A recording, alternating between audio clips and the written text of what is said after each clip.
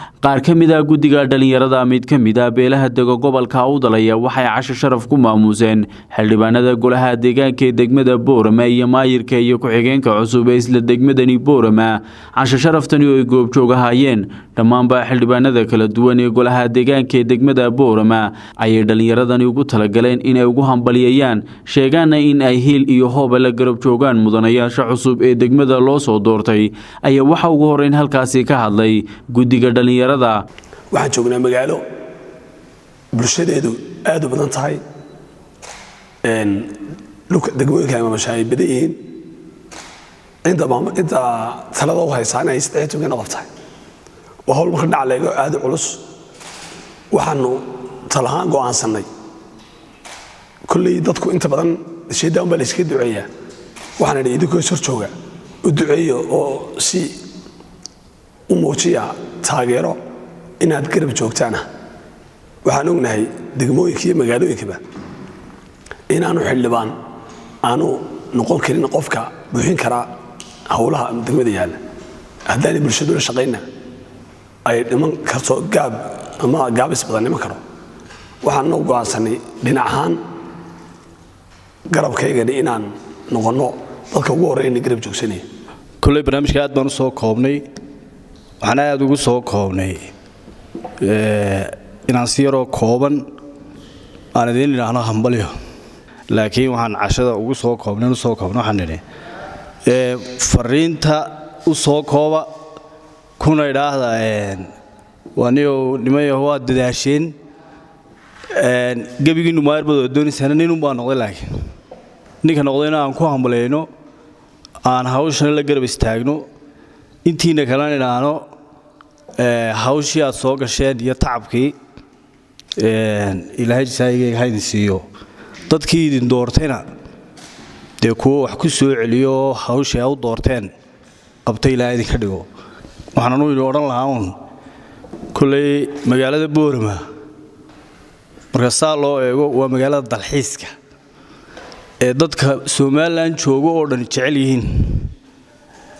gudoomiyaha iyo tiimkiisa wax laga rabaa shaqo aad u culus anagu waxaan idin leenahay waan garab taaganahay habeen iyo maalin wixii xaggeena jira ee taliya tusaale ah kaliya ta waxaan halkan u nimidnay inaan idin la qaybsano farxadda iyo guushaad gaadheen waxaan idin leenahay noqda kuwii horumar gaarsiiya degmadeennan iyo gobolkeennan waxyaabaha nacam loo baahan yahay inaad qabataanna waad garanaysaan ilaahay idinka dhigo kuwii wax ka bedela magaalada kulley maxamed iyo cabdilaahi iyo waa dhalinyartii magaaladooda lehjeclada ay ka qabaan magaalada tulamid u maranaguna ka qabnaa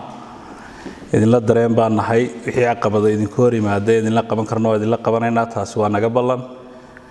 waxaana kaliya ugu muhiimsanaa wuxuu ahaa inaan idin idhaahno garabkiinaan taaganahay geestooda xildhibaanada iyo maayirka cusub oo iyaguna halkaasi ka hadlay ayaa u mahad celiyey guddiga dhalinyarada waxayna sheegeen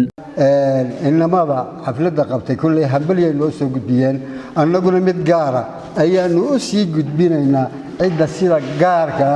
u guulaysatay maayirka iyo ku-xigeenkiisa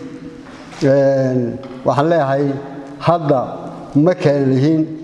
1 iyo 2 iyo 3 1 unit baan nahay council magaalada Boorama ay leedahay ayaan nahay hawl kulley magaceena ama hoos u dhigi doonto ama kor u qaadi doonto laynagu ammaani doono ama laynagu caayi karano wayna hortaallaa haddii eebba yidhaahdo waxaan filayaa in aynu guntiga dhiisha iskaga dhigi doono aan maayirka cusub meesha la keenay iyo gudoomihiisana hawsha culus ee hortaal waa mid inoo taala laakiin si gaar ah u hortaala maayirka inaynu ku garab gali doono waxba aynaan hakran doonin haddii eebba yidhaahdo beersanaan muhiimadda iyo dulucda madashan aan maanta joogno haddaan u soo daadego ee aad idinku hormuudka ka tihiin haddaad tihiin dhallinyarada habar cafaan ee aad muujiseen ilbaxnimada wadaniyadda walaalnimada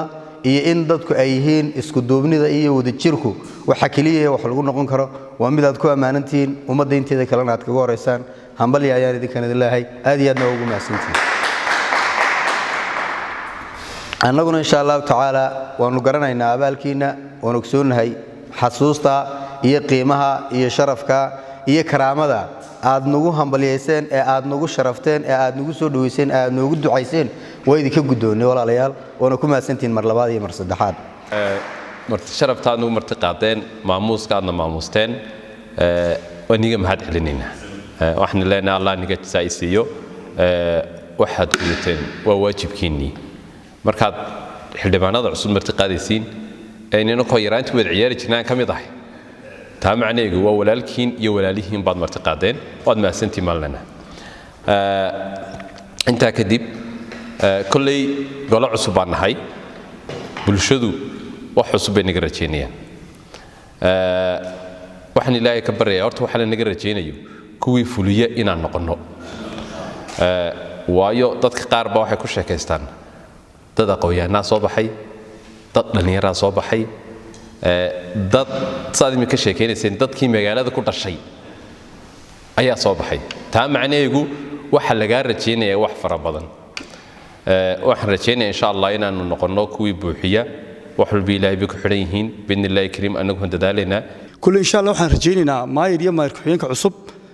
inaynu garbahooga noqon doono khilaaf iyo istijiidanaanu iman doonin bulshadana waxaan ka filaynaa inayna guruubyada waxyaabaha ay la wareegayaan hayna qaadanne hay matalaadoodaas golaha deegaanka inta badan wixii xoga iyo wixii garab gal ay u soo gudbiyaan oo la shaqeeyaan waxaan aad iyo aad halkan uga mahadnaqayaa kulay magaalada waan arkaynaa intaasoo dhan baan dhex joogno ka dhex shaqaynaynay culays badan baa yaala foolxumo badan oo ka muuqata idinkuna waxba naga hakranina annaguna insha Allah waxba hakran mayno meeshana uma soo shaqo tagin laakiin dadkayna u shaqeynaa oo nimanay aad iyo aad dad maasantiin adduunyada waxyaabaha ugu muhiimsan ee qof ku sameyn kara waa inuu ku maamuuso oo ku sharfo oo ku qadariyo ku qiimeeyo marka aad iyo aad baan ugu hambaliyaynayaa waxaan leeyahay jazakallahu khayr al-jazaa waa waajib leeyahay lahaa ma aha wax leeyahay mahad celinayo wax libaanadiini waa dadka adeega u dirsateen weeyaan degmada Boorama insha Allah taala waxaan rajaynaynaa inaan teamka iyagana noqono team work wada shaqeeya hor socodka magaalada iyo in magaaladeena ay noqoto Boorama bilicsan oo horumarkeeda iyo hor socodkeeda uu noqdo magaalo horumarsan baan insha Allah taala rajaynaynaa qodobka koowaad waxa inuu mahad celiyo gudidii sharafta lahayd ee barnaamijkan soo qaban qaabisay hormuud baatiin dadkana waxba tusasiin dad iyo madal wax lagu soo dhaweeyana waa ugu qurux badan oo cidii degmada soo baxday inaad dhiirigelisiin aad baan idin taageerayaa mar labaad waxa mahad iskale cidii soo qaban qaabisay kulankan oo ah dhalinyaro aan kalaas meediya asxaab ahayn aanan wax soo wada baranay way ku mahadsan yihiin gudida dhalinyarada habar cafaan astaanta ay ku suntan yihiin baan ku ixtiraamayaa waxa kale oo mahad u jeedinayaa odayga golaha aqoonyahanka marjac ayaga inta marka laga yimaado waxaad moodaa in doorkan sidii uu sheegay xildhibaanku waxa la tijaabinayaa aqoonta waxa la gobolku waa gobolkii aqoonta degmadu waa degmadii aqoonta kadibna maanta waxay noo taala tajribeyntaas ummaduna ididiilay qabtaa ididiilada ay qabtaana waxa weeyaan war mar walba gol ay yimaada golahaas waxbuu soo qabtaa kuwii inaga horeeyay waxbay soo qabteen waxay wanaag sameeyeen iyo wixii ay dhimeenba way la tageen maanta inaga taladii la inoo dhiibay marka la kaftamay waxa la oran jiray ma bulshada xun mise golaha xun maanta waxa soo bixi doonta inay bulshadu tahay bulsho wanaagsan oo jecel cid hogaamisa oo wax u qabata golaha yimidayna hadii uu jaaniska uu maanta haysta ka faa'iideysan waayo waxay noqonaysaa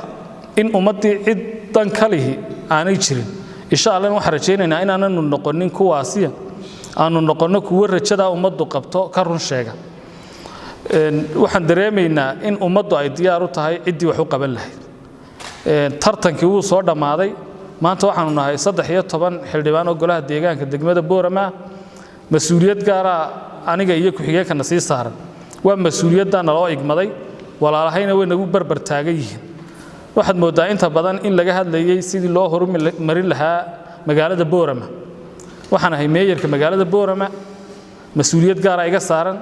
talabaadna waxa weeyaan waxaan ahay gudoomiyaha golaha deegaanka degmada Boorama magaalada uun maahine waa degmada oo dhan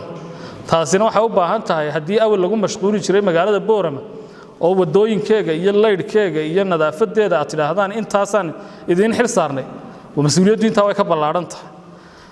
inta baadiye inagu wareegsan deegaanada hoos yimaada degmada Boorama oo ka soo bilaabanta Garbihaadley ilaa iyo laga gaarayo Weeraar Gargoorey Aroorseel inta Boon ilaa deegaanadaas oo dhani waa degmo doorashada degmada Boorama meeyara gaar ay leeyihiin meeyarada ay leeyihiin waxay inaga filayaan degmo doorashada maalinteenu cod ka doonayno inaan tagin aynu horumarka qayb ka qaadanay inagu